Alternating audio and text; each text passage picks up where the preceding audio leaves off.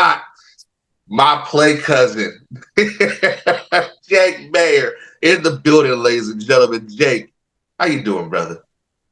Doing well, man. Doing well. It's been good to be home. Good to hang out with family. And yeah, just enjoy the holidays, man. How you been doing? You been all right? Oh man, I had a nice little mini vacation after Grey Cup and everything, man, on my travels and shit. But we here for you, man. You had a really good season, man. For you, you said we talked off camera. You said you felt like this was your best season. 3,841 passing yards, 22 touchdowns. What made you feel like, even though the record's the record, what made you feel like this was your best season so far? Yeah, I just feel like I feel like I grew as a player, grew as a leader. Um, did a lot of things on film this year than I did a year ago. Um, Obviously, you know, from one year to the next, you try to, eliminate some of the weaknesses or at least uh, lessen your weaknesses, I guess you can say, is it, for lack of better terms. And I really made it a point to become a better athlete, better foot speed. Obviously, I'm never going to be a guy that is going to jump out of the gym or run by anybody by any means, but just the ability to kind of, you know, have some better lateral movement, better pocket movement, things of that nature. I really dedicated a lot of my off season to that, and I think it translated in games. But it is what it is, and kind of how the season played out this year. Obviously, when you don't win enough football games, um, you know, maybe certain things that you did well aren't maybe as recognized as much, and I think that goes with a lot of guys in the team. I think there's a lot of guys that played some really good football last year for us that probably didn't go noticed. But that's just the nature of the beast. That's part of the game. Yeah. I mean, ever since I kind of discovered more about you and learned more about your game and all that. The last two seasons have been a pretty good for you as a quarterback. From my vantage point, it seems like you were getting more accustomed to the offense. You finally got your first year under being the guy, and it didn't seem like you were too wavered by it. But you did. Everybody had a little criticism about the way things went this season. How do you deal with the criticism as a starting quarterback at the Calgary Stampeders? Yeah, I think I think honestly, man, is a lot of times you're so caught up in the day to day, and you're so connected with your teammates and your coaches that truthfully, a lot of times you don't even have time to even pay attention to what people might think of you or say about you, or and if you do have the time to seek those things out and pay attention to it, then you're not using your time very effectively, right? So I think that when you're in the grind on a day-to-day basis, CFL season, it's a long marathon, but man, there's some serious hours that go into preparing and competing at a high level. So a lot of that stuff becomes pretty irrelevant to you pretty fast. Now, you know, there's times where, yeah, I mean, you're a human being. There's absolutely instances where you do hear some of the noise, and okay, great. There's also times where positive things are said about you. So a lot of times you just try to keep it as irrelevant in your life as possible,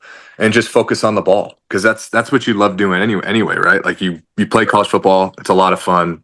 You're with your brothers. It's a very simple, probably the purest form of the game, when it's not professional yet.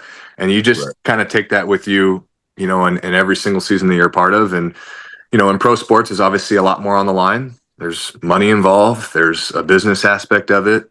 There's all these things and all these variables that can take away the joy of the game at times, but you can't allow that to happen. You have to just remind yourself every day, hey, this is the greatest job in the world. It's a lot of fun. And yeah, you're competitive and you hate losing, but regardless of the opinions and what people have to say after wins and losses, who cares? You know what I mean? And I think the one thing I will say too is, like, it is good though that there are conversations about our league. It's great that people have their opinions. It's great that there is buzz and there's debate and there's things of that nature, because without that, then our league becomes irrelevant. So I do appreciate, even if it's good or bad, that hey, there's some buzz about our league, and there's some serious passion on what people think that should look like. Great. All the better for our business, all the better for our league. And that's just stuff that you learn pretty quickly. That's just how the nature of the beast is. It's funny because, like, with we talked a little bit, man, and it's like when people that don't play football, the armchair quarterbacks, they couldn't do what you guys do, which would makes you guys special. But I like your attitude, and you keep kind of keeping the main thing, and just focusing on getting better and doing your job. And that's something that I really respect about you as a quarterback is you don't really show that you're flustered, you're frustrated. I've never seen you really go at anybody. You kind of Yeah. just do your thing, man. So that's a really good thing to keep. And I love it, man. I love seeing that in your game, man. Now, as far as your journey, man, you have had a road, man. You made a couple stops in college. You're from Fullerton, California, man. Tell us your story, man. And who the hell is Jake Maier? Yeah, man. I grew up playing every single sport, just had a real passion for just playing. Like that was the biggest thing. I wasn't a specialized kid. It wasn't one of those things where I had, a really specific dream at a young age. I just knew that I got to wake up every day and just play. And I just love playing sports with, people at school, your youth teams, with your brothers, your family. Like that was just how we grew up. We were a very competitive family, sports specific family that we just loved being involved. So, when I got to high school, it became one of those things where it's like, all right, well now just, pick a couple things that you really want to focus on, a couple sports. And for me, it was baseball and football. Those were kind of my two favorites. And I said, well, I really don't know exactly what I would do in football. But I do know that I enjoy it. I enjoy the game. I enjoyed watching the game growing up. Baseball came a little bit more natural to me at the time when I was a kid, just, being able to, grow up in a household that was heavily involved in baseball. So that was kind of my initial background. And then when I got to high school, like I said, I kind of narrowed it down to say, hey, okay, I'm going to play these two and be competitive and work my tail off to be as good as I can at either sport. But my football journey didn't really start in my mind until probably my sophomore year of high school, just because it was still very recreational to me. I had just started that quarterback journey going into as a freshman, but still with kind of the lens of like, okay, this is kind of what I do during football season. Football season's for football season. As soon as the football season ends, I'm not touching that football. I'm going to go play baseball, play basketball, whatever it was. So my journey really in the quarterback world was more so my sophomore year when I came across a lifelong friend and mentor, quarterback coach named Danny Hernandez. And he really took me in and said, hey, listen, I think you can be a pretty special quarterback. And there was times where, that felt good to hear, but also like, yeah, okay, yeah, we'll see what happens. Right. And junior year, senior year comes. And sure enough, every year that went by, the more passionate I started to become with it. And it got to the point where I was like, hey man, like I don't know what my future is beyond high school playing the position, but I do know that I have a deep, deep joy for it. And it's something that wakes me up every day. And it's something I love practicing. So, I was an under recruited guy in my mind. I had to go the junior college route out of high school, went to Long Beach City. And again, it was one of those things where it's like, okay, well, I'll give this a year, see if it works. And truth be told, my intention was to play that, fall season of junior college. And, if nothing stuck and nothing hit, I was going to take myself down the street to the baseball field and try to make that team in junior college and see where that went. But fortunately for me, I had a really good junior college season. And then just like that, sure enough, UC Davis comes calling, and it was really a no-brainer for me. I just, it's kind of one of my first real scholarship offers, first real official visits. I said, this is perfect for me. The coaches and mentors I had at Davis really molded me beyond that point, to where I give them most of the credit in terms of, where my foundation is for understanding football, how to play, read progressions, footwork, processing, defenses, like all those things that kind of made me where I'm at now. I give a lot of credit to those guys at Davis. And then I think a lot of this stuff, like, yeah, you make it to the pro level because obviously you got to be pretty good. And, there's a lot of things that have to go your way. But, ultimately, I think, there's a little bit of right place, right time, know certain people. I use the word luck. And a lot of people kind of get mad at me for that. I was like, well, it's not lucky. You earned this, whatever. It's like, yeah, but I was very fortunate at the same time that, my head coach in college had a great relationship with Coach Dinwiddie in Toronto. And Coach Dinwiddie at the time when I was in college was the quarterback coach in Calgary. So it was very easy for my head coach at Davis to, give Ryan a call and say, hey, listen, like, I think this is a guy that can fit in your guys' league, give him a look. And sure enough, that was kind of how I got my foot in the door in terms of getting my name added to the negotiation list. And now, obviously how all those rights work. And obviously I get a contract after having a pro day. And next thing you know, I'm in Canada, fighting for my life, basically trying to make a football team. So right place, right time, knowing the right people, having some success at the junior college level, at a FCS level. And yeah, sometimes I pitch myself because it is amazing to me that, I look up and it's like, God, I'm going in my 5th year. And my journey's been fast, man. I went from a rookie that, wow, this rookie can play, to, okay, you should start. All right. Now, here's the entire, here's every key to the car. Okay, great. And now I get those 2 years in my belt. And now, all right, well, maybe it's not going to work out here for us, but, we'll see what happens to you down the road. So it's been almost a lifetime career for me in a span of 4 years, which is, kind of amazing when I think about it. But yeah, that's my journey. That's who I am. Just a sports driven guy who loves competing, loves playing, and just found himself in the right place at the right time, man. I love it, man. Thank you for sharing that, man. You have had, like you said, you had a journey, man. And I like that you really never gave up on yourself. You kind of just bet on yourself. You trusted the people, and you had yourself surrounded by really good people. Luck is not a bad thing. It's true. You got to be at the right place at the right time. And you there, man. I mean, being a guy playing professional football, man, you're one of one, like I mentioned. And it's great to see that. Now, one big question I wanted to ask you was, being in Calgary, obviously the great quarterbacks that they've had, from Flutie to Bo Levi, even your own head coach at one point in time. What is it like playing in Calgary, and what makes it so special? Man, Calgary, I will say this, like, the biggest thing that I always compliment Calgary on is the city is just amazing. It's right up my alley in terms of like how I live my life and the things that I like doing off the field. It's that, really nice, not huge city, but big enough city, and, not overpopulated. It's not like, necessarily your Vancouvers or Toronto that have tons and tons of people and moves a lot faster, I'd say, than maybe a Calgary does. But it's just kind of the best of both worlds for me. Weather, in my opinion, is some of the best in Calgary. So I always like to give the city a lot of credit. Like, family loved visiting there.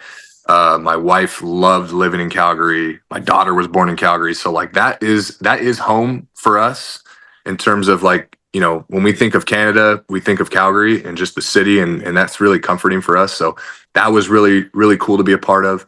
But in terms of like, playing for the organization and, all the, the historical great players that walk through that place, it naturally has a super high standard, and as it should, like you are now playing quarterback, after Jeff Garcia and after Doug Flutie and after Bo Levi Mitchell, who won multiple championships and is the all-time leading passer. And, your head coach made a great legacy for himself in the red and white. So naturally the standard is super high, which I love, because if there's one thing that, excites me about, playing the position is I like the, trying to meet a standard of excellence at the quarterback position. I train a lot of kids on my free time in the off seasons, and I'm constantly pushing them as hard as I can to make sure that they're reaching a certain standard for what I think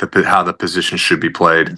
So that fit was very natural. Like, I didn't come in and think to myself, oh man, I better raise my standards because, I'm not going to meet this. Like, I always felt like as a person, as a quarterback, that my standards were already very high for the position. So that was a perfect fit coming across some of these guys like Bo, like Dave, to make sure that, we're speaking the same language and we understand what it means to be the quarterback of a city, because it's one of the more powerful jobs in the world to be a quarterback of a city in Canada where, people are expecting you to bring a lot of joy to their life, a lot of entertainment to their life. And, unfortunately, I wish I could have done more in my time that was there, but I'll never take for granted what it was like to be, a franchise quarterback in that city with that much history. It was pretty special. I love that you're able to speak on that, man. Thank you so much for that. Now you mentioned Dave, man. What is it like playing for Dave Dickenson and his offense? Usually more the running backs you guys had this past season with Peyton Logan, Dedrick Mills, Big Dedrick, man, and just the run that line. They always predicate having a strong offensive line. What's it like playing? If you can give us a little eye in the sky, what's it like playing in that offense, and what made it tailor made to your abilities? Yeah, I mean, well, for one, it's the only offense that I know in Canada, so it's going to be hard for me to compare it, to other places. I would just say that it's an offense that has been around in Canada for decades now. With Huffnagel, kind of just the early teachings of it, and just kind of because you hear that a lot, right? It's just kind of the Calgary way, the Calgary system, and now that's starting to bleed out into other teams, Toronto and Dinwiddie and Saskatchewan with Coach Mueller. So that system is has been around forever. So it's one of those things where it's like, hey, there's been different types of quarterbacks that have operated this type of offense, and everybody's kind of done it a different way.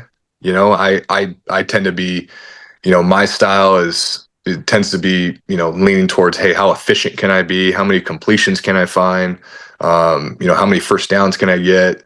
How can I mentally, make decisions that put our team in a good situation to be successful, and then, you maybe have guys before me, maybe like a Doug Flutie where, he was such a playmaker, and that's not to say that he wasn't good at the other things I just listed, but, he added his, his spin on it and allowed him to kind of be himself and play to his strengths. Bo, obviously, when you think of Bo Levi Mitchell, the quarterback, you think of a guy that likes creating big chunk plays down the field, likes to, push the envelope a little bit and put a ton of pressure on the defense. So I would say that any quarterback that plays in that system, it does give you the ability to play it your way. The system is a system, but every quarterback has their strengths. And I think, the system allows different types of players to lean into what they're good at. So that would probably be the summary I would give, without getting, too over the top with the X and O's and all that. I just think that guys of all different types of play styles have been in that type of offense and have done well and have put up really good numbers and have won a lot of football games. Offensive line play has always been something that they've taken pride in there, obviously. I want to say this year we were second in least amount of sacks allowed. And if it weren't for, their quarterback, me, taking maybe one or two unnecessary sacks, we probably would have been number one in the league. Okay. So 2 years ago it was the same thing. 2022, I think we were number one in least amount of sacks allowed. So there is a standard there as well in terms of, hey, we're going to keep our quarterback protected, but also we're going to teach the quarterback, what it means to get rid of the ball on time and getting the ball out of our hand to make sure that, we understand where we're hot, where the unblocked players are. So, those principles, those teachings been around there for decades. And and then like I said, everybody has the ability to put their own spin on it and play to their strengths. So that would be my answer to that. Kind of like, so would you say it's kind of like here in the States, obviously at the West Coast offense, so that tree of all these great coaches, they put their own little spin on it. Would you say it's kind of like that? They do. I mean, I think there's a pretty big bank of concepts and schemes that they like to pull from. And, when you watch, when we watch film on like Toronto or Sask and maybe a couple other teams, but mainly Toronto and Sask, like you can kind of see like the system that, it's the same, it's very similar, but, there is something a little bit different that maybe, Coach Dinwiddie brings, or, maybe there's something that Mueller is a bigger fan of than maybe Dave's a fan of. So, in SAS, they run a little bit more of this, but it's still being pulled from the same bank. It's still like this same, like massive long list of like, hey, these are all these schemes that we've done over the last 20 years. And depending on our personnel, hopefully we're getting, the things that highlight the strengths of the guys. So every team's got different personnel and different things that they're really good at.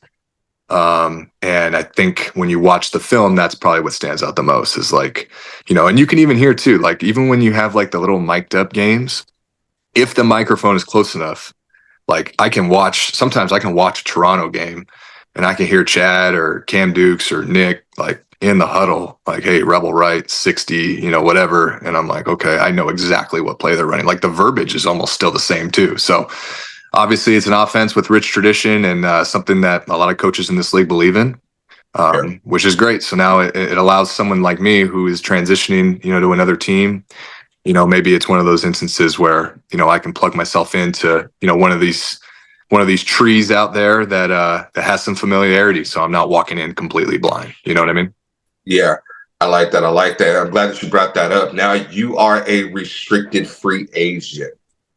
I think that's what I am. Yeah, I can't talk to anybody until February. That's kind of what I'm under the impression of. So that's what it is, right? That's what this means. Okay. We ain't tampering today. I ain't finna get you in trouble. Yeah. No, I wouldn't want you to. Go ahead. Nah. We ain't for the drama, man. But as I would love to see you in green, but what are you looking for as far as are you? Oh, you're 27, which I didn't realize that you're younger than me. But yeah, are you? You're still young. You got a lot of your career left in front of you. What are you looking for as far as like the chemistry? Are you looking for just a system that you can be plugged into? Are you looking just to be? Are you looking for a starting? Obviously, everybody want to be a starter, but are you okay with taking a back seat and kind of learning, and then when the time's right, you can be the starting guy and take over the keys again, like you did in Calgary? What's up with you? Yeah, I mean, ultimately, I believe I'm a starting quarterback in this league. I do. So that's first and foremost. And I don't. And truth be told, like it's one of those things where like I can say that, but I don't really know. I mean, what is there? 27 guys in our league. I don't know any of the 27 that think to themselves, oh, I can't start. I think we all think that. Right. But the nature of the beast of a 9-man league is, yeah, it just kind of situational. It's contracts. It's length of contracts. It's just trying to make sure that, okay, well, if you're not one of the 9 guys that's starting, okay, that means that you want to be as valued of a backup quarterback as you can be. And when I say that, I don't just mean like contractually, I just mean for that team. And I think my mindset right now with the whole situation is I want to be able to, wherever organization I go, kind of reset myself in terms of earning the trust and proving not just my worth, but just, what I can be for an organization, to my teammates, to the coaches, to upper management. So I do look forward to, kind of that reset for my career in terms of, hey, wherever I go, obviously it's not looking like it's going to be in a position where I'm starting a bunch of games, but it is an opportunity for me to say, okay, let me surround myself with people that I appreciate, people that I, would enjoy being around, be in a great situation, be in a team that has aspirations for winning, and be a part of something special like that. And whatever role ends up being for me is, I'm just going to be the best I can be at it, because that's all I can control. So step one on day one for me, wherever I go, earn the trust of my teammates, coaches, management. And I know that's not just a one and done thing where you earn it one day and that's it. That's something that evolves over time as the season goes.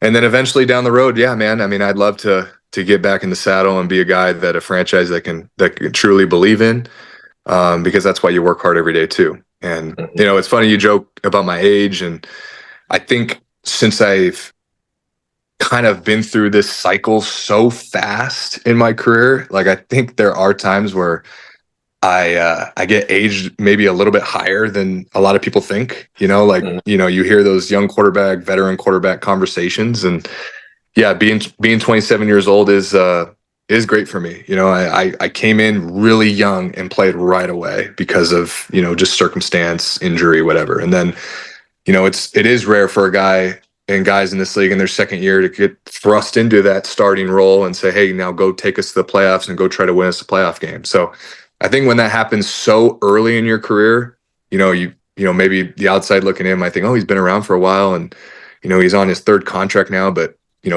being as young as I am, I just feel like I have so much ahead of me still.